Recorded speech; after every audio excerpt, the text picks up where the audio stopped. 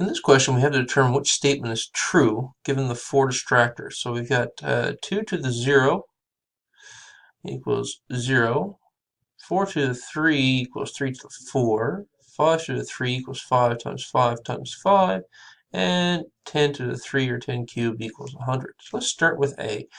The challenge here is not as much as to which one is true, but it's proving why the others aren't. So if I have 2 to the 0 equal to 0, how can I show that that's not true? Well, let's start with 2 squared. 2 squared means 2 times 2. If I go with 2 to the exponent 1, that just means 1, 2 by itself. So if I go 2 to the 0, what can I say about that? Well, 2 times 2 is 4, and 2 by itself is 2. So to get from one to the other, I divide it by 2. If I keep that pattern going, and I divide by 2 here, then 2 divided by 2 should give me an answer of 1.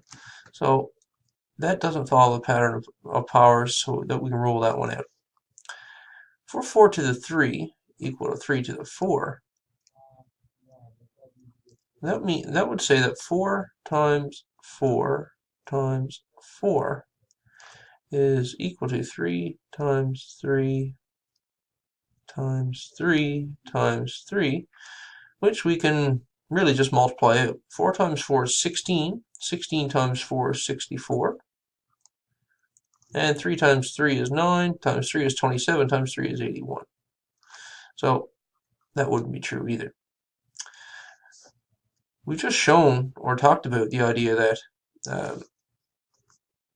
a number to an exponent means repeated multiplication. So 5 to the 3 is 5 times 5 times 5.